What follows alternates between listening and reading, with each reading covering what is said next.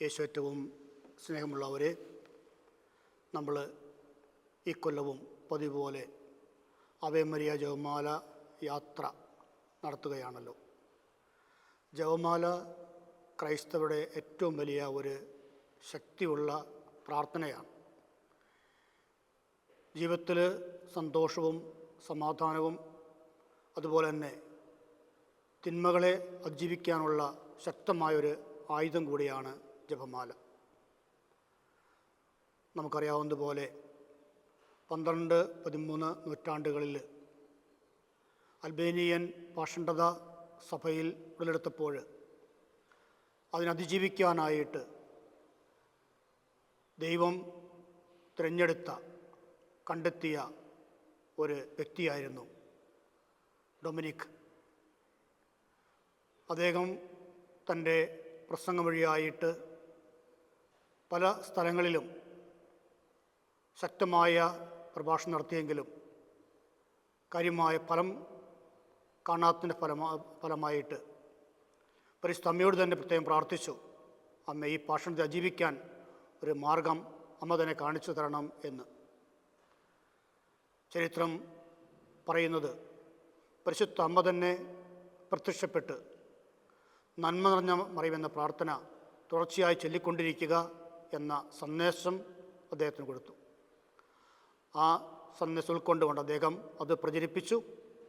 താമസിയാതെ പാഷണ്ഡത അവസാനിച്ചു എന്ന് പറയാം. ജോൺ പോൾ രണ്ടാമൻ മാർപ്പാപ്പ പറയുന്നത് ഏറ്റവും ശക്തമായ പ്രാർത്ഥന, ജീവിതത്തിലേറ്റവും ശക്തി നൽകിയ പ്രാർത്ഥനയാണ് ജപമാല എന്നാണ്. ജപമാല ചൊല്ലുന്നവർക്ക് ദൈവത്തിന് പ്രത്യേകമായ അനുഗ്രഹം ലഭിക്കുന്നുണ്ട്. പിടക്കോഴി കുഞ്ഞുങ്ങളെ ആപത്ത് വരുമ്പോൾ ചിറകുടെ കീഴിൽ സംരക്ഷിക്കുന്നത് പോലെ ജപമാല ചൊല്ലി പ്രാർത്ഥിക്കുന്നവർക്ക് പരിശുദ്ധ അമ്മയുടെയും യേശുവിൻ്റെയും പ്രത്യേകമായ സംരക്ഷണം ലഭിക്കുന്നു. അതുപോലെ തന്നെ ജപമാല ചൊല്ലുന്നവർക്ക് അനുഗ്രഹങ്ങൾ ലഭിക്കും എന്നുള്ള തീർച്ചയാണ്.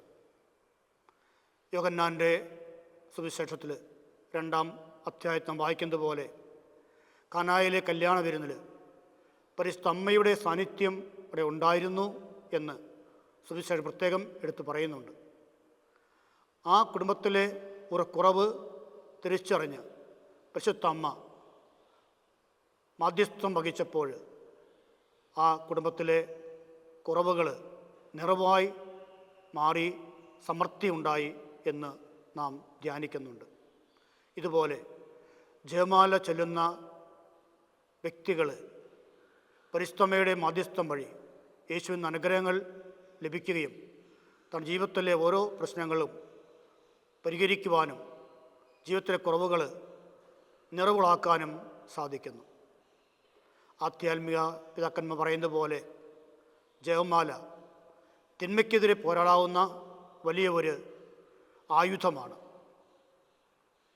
പിശാചിനെ തല്ലാനുള്ള ഒരു ആയുധമായിട്ടാണ് പല ആധ്യാത്മിക പിതാക്കന്മാരും ജപമാലയെപ്പറ്റി പറയുന്നത്. ജപമാല ചൊല്ലി പ്രാർത്ഥിക്കുമ്പോൾ ഒരു ആത്മീയമായ ഉണർവും ഉന്മേഷവും കൃപയും നമുക്ക് ലഭിക്കുന്നു.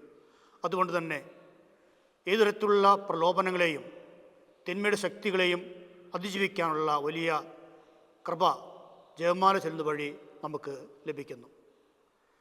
ജപമാല അത് നമുക്ക് വലിയൊരു കൃപയാണ്.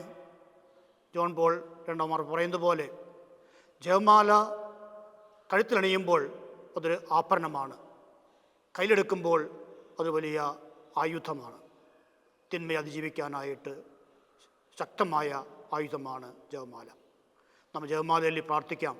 പരിശുദ്ധമ്മയുടെ അനുഗ്രഹം എന്നും നമുക്കുണ്ടായിരിക്കും. ഇപ്പോൾ നടന്നുകൊണ്ടിരിക്കുന്ന ഈ ജപമാല യാത്ര അനുഗ്രഹമാകട്ടെ എന്ന് ആശംസിക്കുകയും പ്രാർത്ഥിക്കുകയും ചെയ്യുന്നു.